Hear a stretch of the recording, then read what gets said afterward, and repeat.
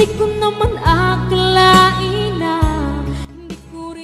tayo ngayon upang matunghayan ang talaga namang napakainit, nagbabaga at sobrang nagtitrending na latest issue sa pagitan ni Ate Erica at ng kanyang pamilya. Sa pagpapatuloy ng ating istorya ay pumunta si Kalingap Val Santos Matubang sa dating bahay muli nila Ate Erica nang sa ganon ay ma-interview muli si Lolo Miguel na lolo ni Ate Erica. Napakaraming isyu nga ang kumakalat at sinasabi na tinulungan daw ng e-lovers sila Tatay Miguel at binigyan daw nila ito ng bangka. Ngunit ang katunayan ay hindi e-lovers ang nagbigay ng bangka kay Lolo Miguel, kundi hindi ang Kalingap team. Yan. So yan po mga Kalingap po. Yan na po yung bangka. Pininturahan ko nga yung ilalimin at ko ng Team Kalingap. Yan.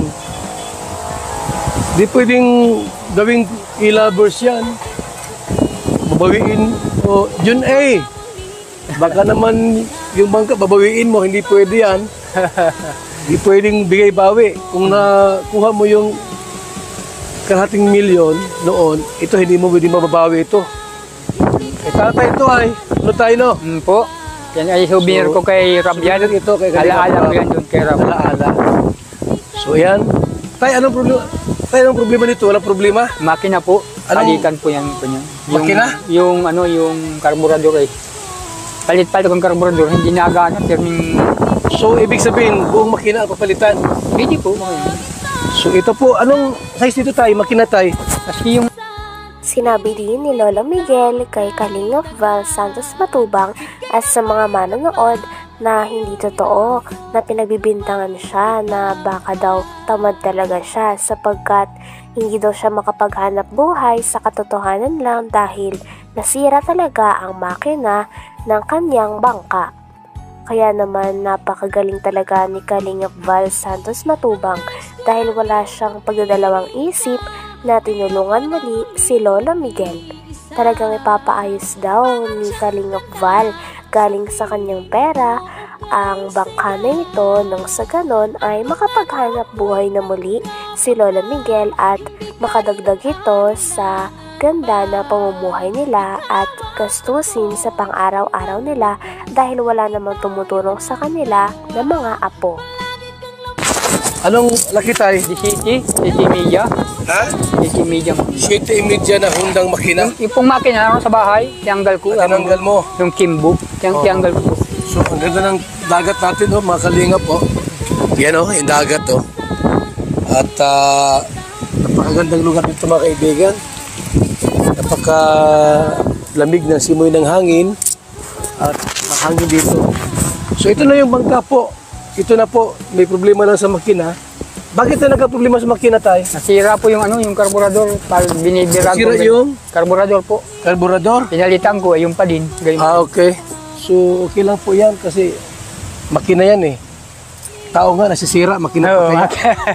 Diba? Ito po yan. So, ito na po ang, yung mga nagtatanong po, ito yung bangka ni Tatay. Pagawa ng Team Kalingap. Walang pwedeng kumuha nito. Magkakadimandahan tayo pag may bumawi nito. Ang bigay-bigay po yan. Parang regalo sa birthday. Binigay, babawiin nyo. Sinabi pa dito ni Kalingap Val Santos Matubang na ang mga binibigay daw ng Kalingap ay never daw yan binabawi. Dahil once na nagbigay ka sa isang tao ng tulong, ay dapat sigurado ka at wala nang bawian. Dahil umaasa din ng mga tao dito. Hinalimbawa pa nga ni Kalingap Val na paano kung nagbigay ka ng isang ice cream at gusto mong bawiin. Ito daw ay tunaw na, kaya paano pa ito mababawi? Grabe at napakagaling talaga ni Kalingap Val dahil yung mga tinutulungan niya ay talagang umaasenso sa buhay at wala itong halong pambabawi. Dahil ang nais nila ay matulungan ang mga tao nangangailangan at bukal sa kanilang puso ang pagtulong sa bawat tao na kanilang tinutulungan, pinapabahayan at pinibigyan ng mga pagkain at mga gamit. Pag may bumawi nito, ang bigay-bigay po yan. Parang regalo sa birthday. binigay, babawiin nyo? Paano kung pagkain yung binigay, ice cream, tunaw na, babawiin ninyo? Hindi pwede po, walang bigay-bawi sa Kalingap. Ito po ay, yan. Kita nyo po yung bangka na yan? Sila po yan. Ayan, Yan baga po. may Team Kalingap. Team Kalingap.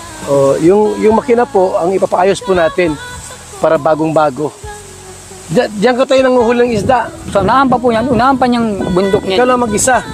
Yung panganay kong lalaki. Okay. So, yan po ha. Ito na yung bangka po. Ang nakalagay, Team Kalingap. Team Kalingap. Si tatay po ang nagmamanage niyan. At siyempre nagkataon lang po na nagka-problema sa makina. Pero under po yan mga Kalingap. Ayun po. Under rin po natin yan. Makina lang ang wala niyan. Walang problema yan tay. Punta tayo. Tayo pabalik doon muli. Pinagsabihan pa ni Kalingap Val Santos Matubang ang mga lovers na dapat hindi daw nila binabawi ang mga bagay na kanilang pinapamigay dahil pangit na ugali daw yon, natutulong sa kapwa at babawiin ito pagkatapos ng mga maraming hindi pagkakaunawaan. Once na nagbigay ka sa tao ay dapat sigurado ka na at wala na itong bawian dahil hindi naman nila pinilit na tulungan mo sila.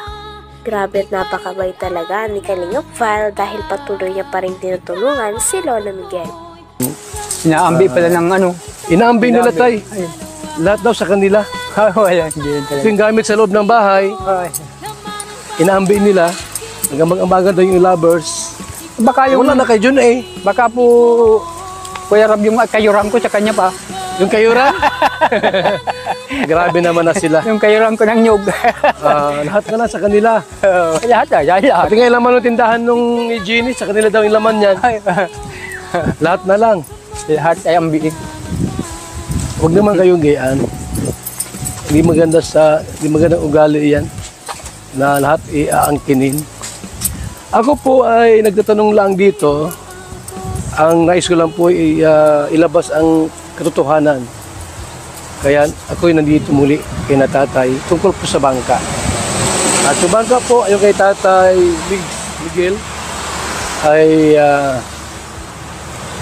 si Kalingap Rab ang nagpagawa niyan. Po, totoo At- po yan.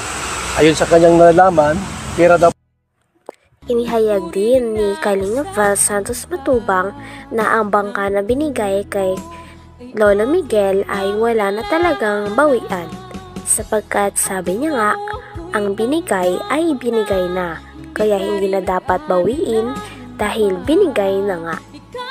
Grabe at napakatas nga ng paninindigan ni Kalingap Val at talagang pumapanig lamang siya sa tama. Hindi rin naman kasi tama na kukunin natin ang isang bagay na binigay na natin. Kaya pinapaunawa ito ni Kalingap Val sa mga manonood, lalong-lalo na sa mga e-lovers na nagtatangkang bawiin ang mga tulong na binigay nila kay Lolo Miguel pati na rin sa pamilya ni Ate Erica. Grabe at tuwang-tuwa din si Lolo Miguel dahil napakabait ni Kalingap Val Santos Matubang sa kanila. si Kalingap Rab ang nagpagawa niyan. Po, totoo At- po yan. Ayon sa kanyang nalalaman, pera daw po ni Jun A. yan. So binigay na po ito. Wala nang pwedeng umangkin at kumuha kasi ang binigay ay bigay. Hindi yan pwedeng bigay-bawi. Kung yan pala ay panty, babawiin mo yung panty. Susuot mo. Malaking kalukuhan po yan. So ayan, no? Kumusta tayo? Pumunta si Dudong dito, si Ruel. Dinalaw ka? Po, kahapon. Anong sabi sa'yo?